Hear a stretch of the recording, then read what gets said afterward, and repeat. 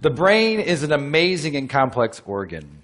And while many people are fascinated by the brain, they can't really tell you that much about the properties about how the brain works because we don't teach neuroscience in schools. And one of the reasons why is that the equipment is so complex and so expensive that it's really only done at major universities and large institutions. And so in order to be able to access the brain, you really need to dedicate your life and spend 6.5 years as a graduate student just to become a neuroscientist to get access to these tools.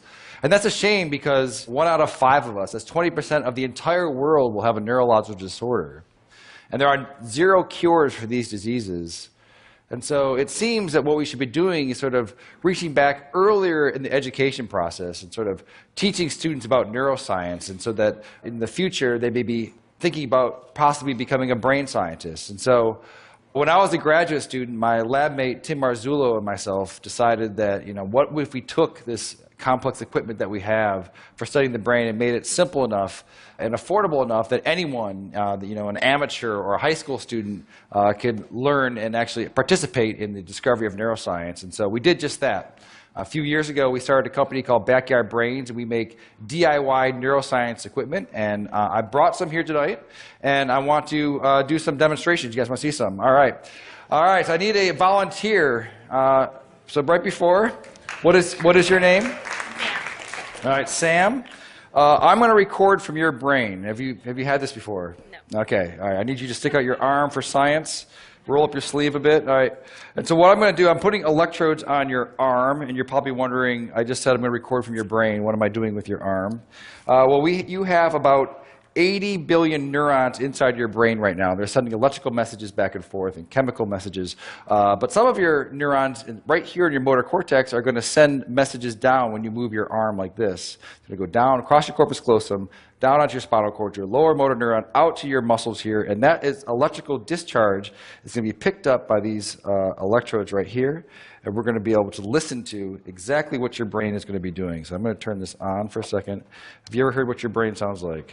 All right, let's turn it on. So go ahead, go ahead and squeeze your hand.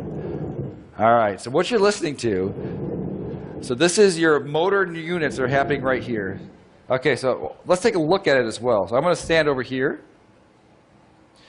and I'm going to open up our app here. So now I want you to squeeze.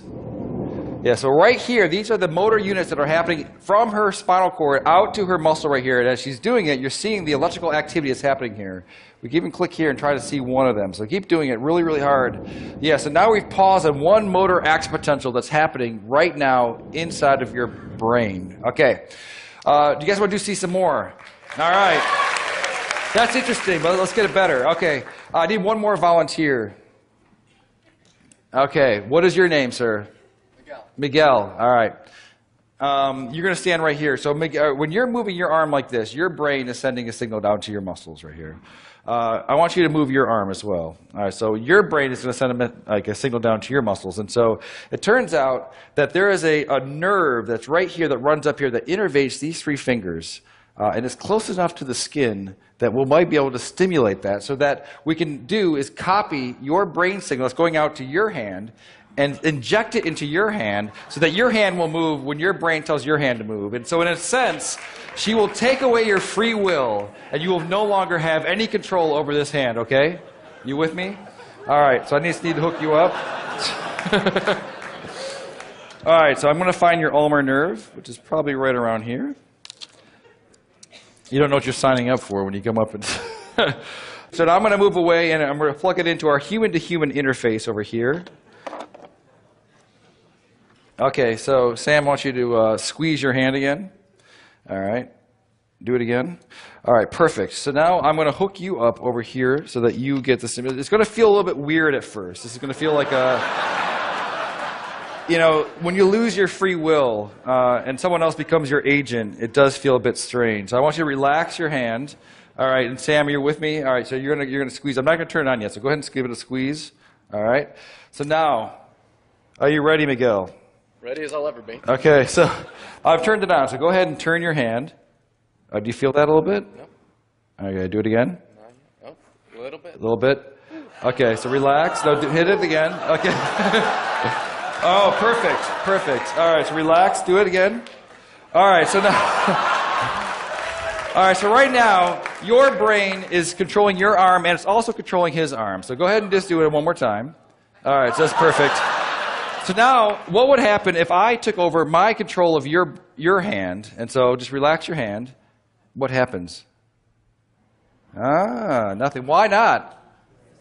Because the brain has to do it. Now you do it again. All right, that's perfect. All right, well, thank you guys for being such a good sport. This is what's happening all across the world, electrophysiology. And we're going to bring on the neuro revolution. Thank you.